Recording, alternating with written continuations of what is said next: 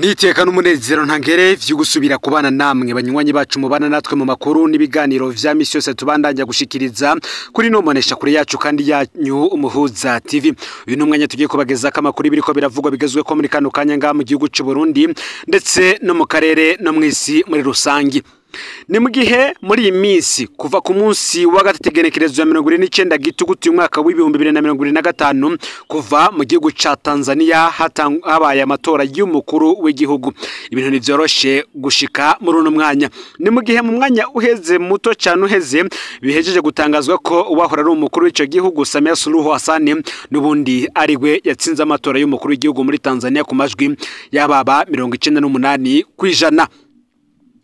Mugihe rero kuva amatora atangura kwigenekerezo ya 29 gitugutu uyu mwaka w'ibihumbi 2025 vyinshi vyarabaye muri ico gihugu ndetse vyabandanije birabandanya kuba bibi gushika kuri no munsi aho amwe aho zimwe mu nyubako z'abategetsi bamwe zagiye ziraturirwa benshi mu bastar bo muri ico gihugu nabo batangura guhunga igihugu naho kandi vyanabaye bikavuga ko uwahoze ari umukuru w'ico gihugu ari we Jakaya Mrisho Kikwete we yarangije guhungira mu gihugu ca Republika Iharanira Intwaro Rusange ya Kongo. Abandi nabo barabandanya guhunga igihugu.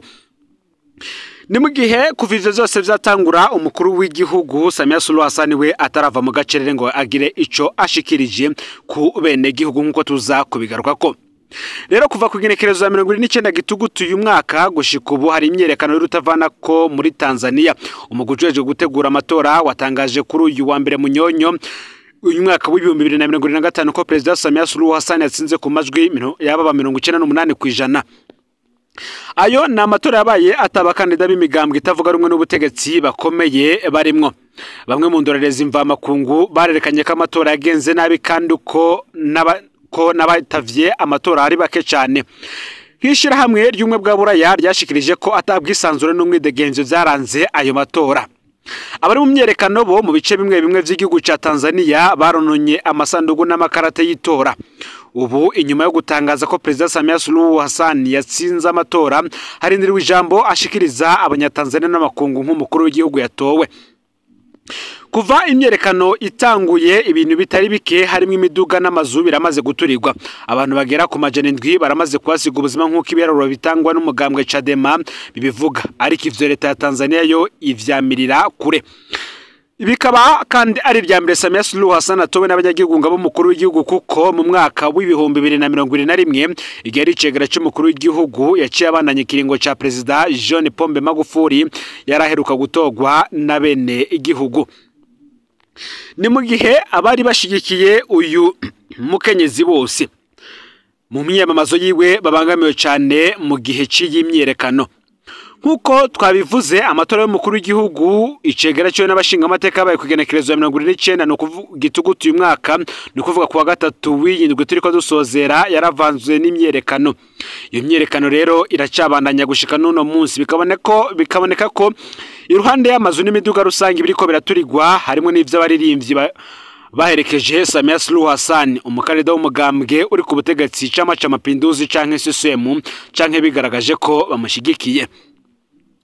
Akarorero ka hafi gatangwa nako muririmbyi Diamond Platnumz yasabwe n'abari mu myerekano gufuta ikintu cyose cerekana ko ashigikiye Samia Suluhu Hassan mu kiringo kitarenga amasaha 28 ataraho naho ngo bamuturirire studio bita Wasafi Media. Ibinyamakuru vyo muri Tanzania bikavuga ko uwo muririmbyi yoba yahunze. Abandi baririmbyi batuririwe ibintu ni Juma Jux ndetse na Shirore yatuririwe uburiro. Leta ya Tanzania irikira kora ibishoboka vyose kugira ngo ihangane n'iyo myerekano.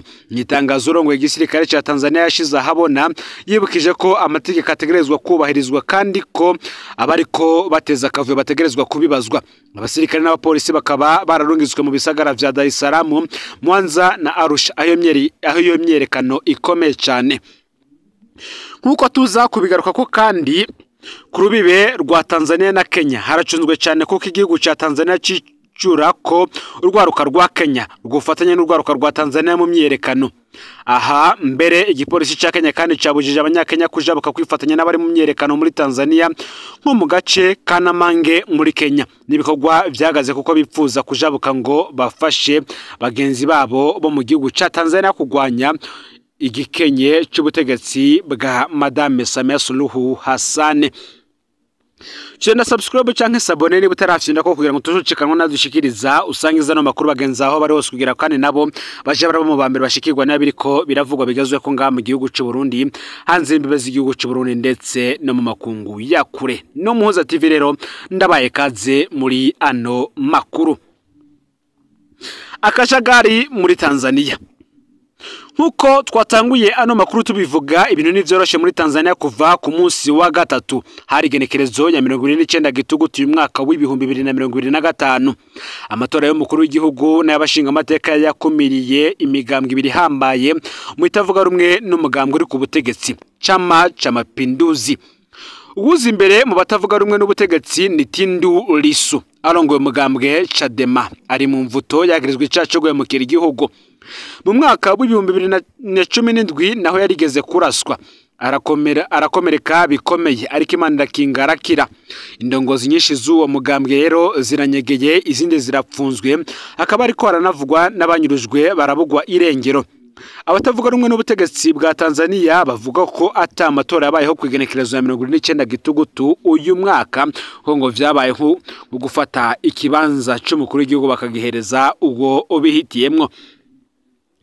Kuva umunsi w'amatora Tanzania ivugwamwo imyerekano ikomeye cyane y'urwaruka bita Gen Z. Igihugu kirimo akajagari kadasanzwe. Ibisagara vyuzuye imyotsi, amazu ya bamwe mu bategetsi yaraturiwe, ibiro n'ibikoresho vy'amatora vyaraturiwe mu bice bimwe bimwe, ubuzima bw'igihugu busa nk'ubwahagaze ahatari hake.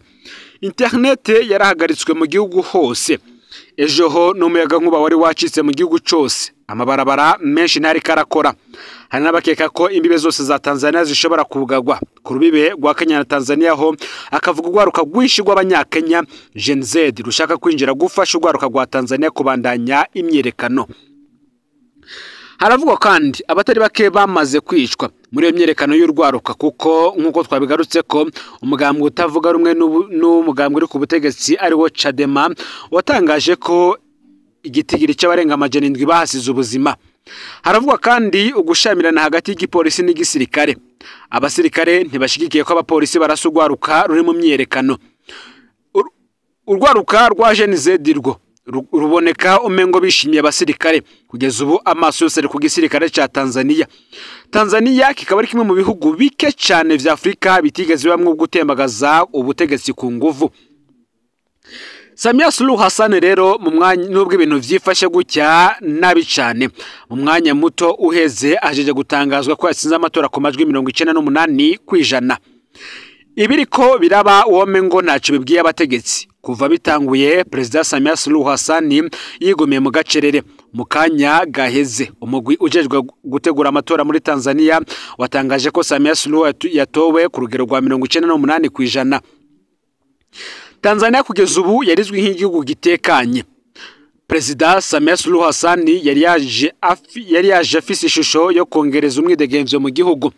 Imisi 3 iheze irahinduye rwose ishusho y'ico gihugu kibanye. Ubu Tanzania iriko ivuga ko akajagari ubwoba bwakwiye hose ko Tanzania ishobora guhura n'ivyabaye mu bindi bihugu bitari bikinga ku mugabane wa Afrika. Tanzania kandi kikaba ari igihugu kidasanzwe mu mateka ya Afrika kuko gifatwa nk'akarorero mu mateka y'ibihugu vyinshi ndetse n'abategetsi benshi bari ku butegetsi muri iyi myaka ku mugabane wa Afrika. Tanzania ni igihugu cyafashije intambara zo kuboza ibihugu bitari bike. Aho twovugamwo nk'igihugu ca Mozambique, Zimbabwe, Namibia, Uganda, Afrika y'Epfo n'ibindi bihugu vyinshi.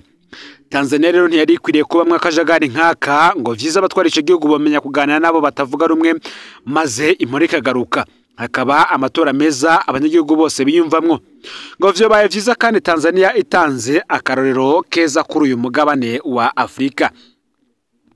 Ibihugu vyinshi Tanzania yafashije muri kahise ngo vyari bikwiriye kujamwe kandi navyo bigafasha Tanzania gutora umutura makuneza y'abene gihugu ba Tanzania bose.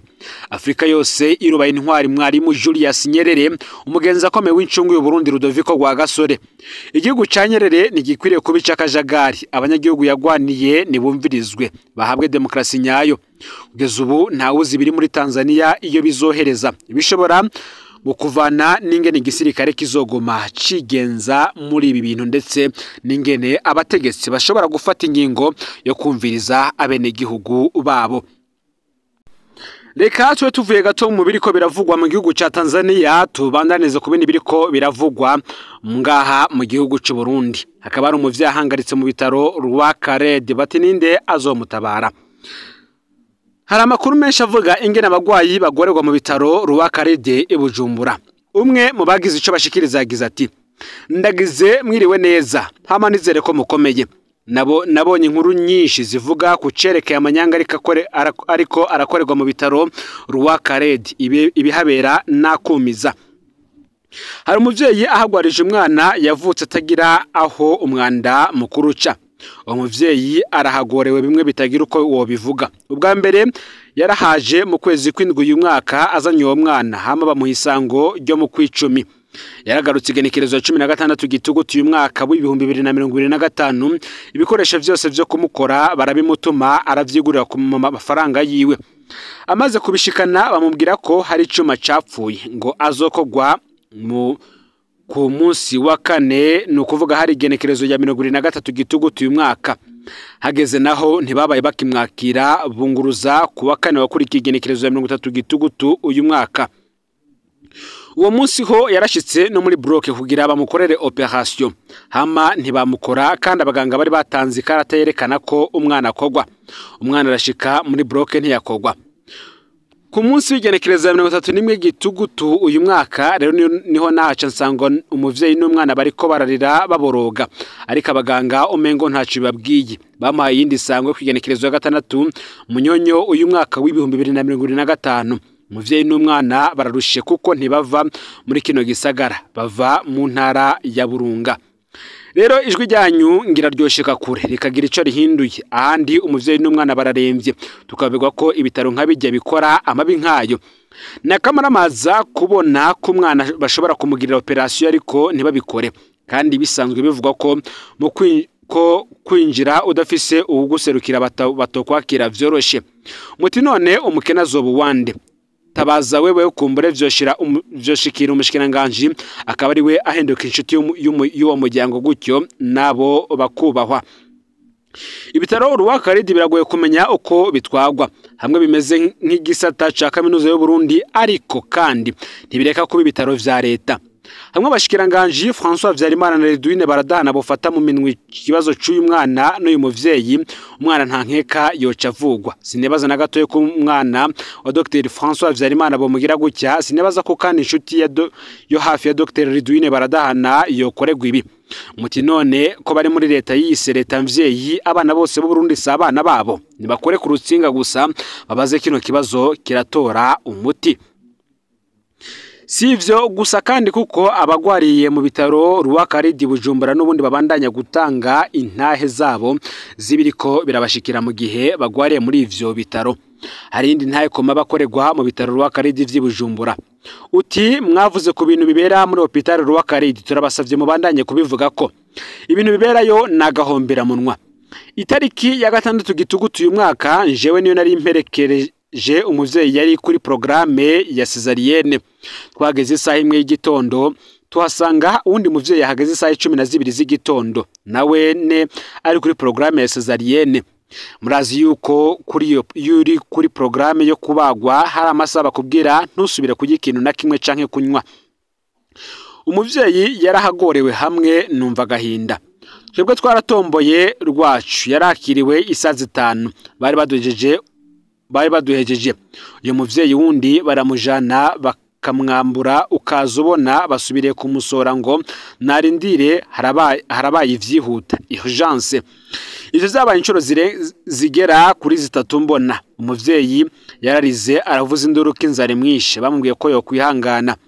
Natashe saa 11 z'umuhingamo umuvyeyi atarajanwa muri bloka kivuza induru bukeye igenekerezo y'indwi nsubiyeyo waraye yambwiye ko kugeza saa 3 z'ijoro atari bwakwigwe. Nukuri narumvise agahinda naje nk'umuvyeyi.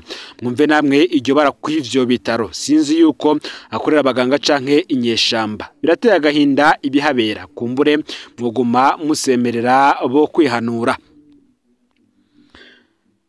Hari kandi nundi yagize ati narabwiye abanje ko ninagwara batuhirahira ngo banjane kuri Roi Khaled. Uti nukuri bibera ku bitaro vyitiriwe umwami Khaled birateye ubwoba.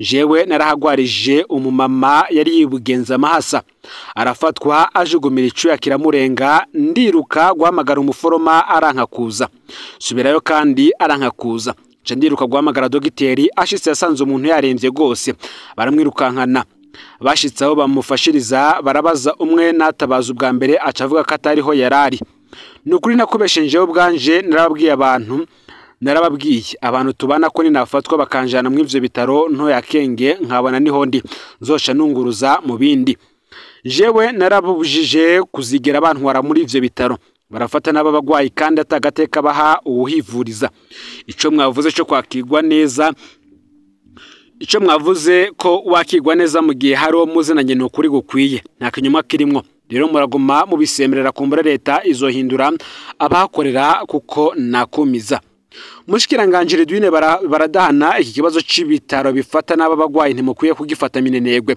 mwotohoza bino bintu mugasanga n'ukuri birahambaye gutanga akarorero mugahindura abategetsi batwara hospitali Roi Khaled mugana kandi abakozi bazwi ko bigenza nabi mukongera mugatera intege abaganga bita abagwayi aha ntaho bideye ko hariho abaganga bigenza nabi niko nyine hariho n'abaganga bita ku bagwayi ni vyiza rero ko abakora neza bategwa iteka abakora nabi nabo bagahanwa ngayo rero amakuru yaragezwe ko muri kano kanya yarari karavugwa mu bisata vyinshi bitandukanye aho twatangure kuvya ariko biravugwa mu gisata ca politike cyane cyane tugaruka kuvya kubiriko biravugwa kuri politike irikira jambere mu gihugu c'abanyi ca Tanzania ibintu bitoroheye na gato uwahora ari umukuru w'ico gihugu Samia Suluhu Hassan ibindi byinshi turiko turabategura ni mu kanya gatoye ntimuze gucikanwa vyonda subscribe canke s'abone niba utarafyonda ko kugira ngo tuje turabana mu makuru n'ibiganiro tubashikiriza no Muhuza TV bande bahezagire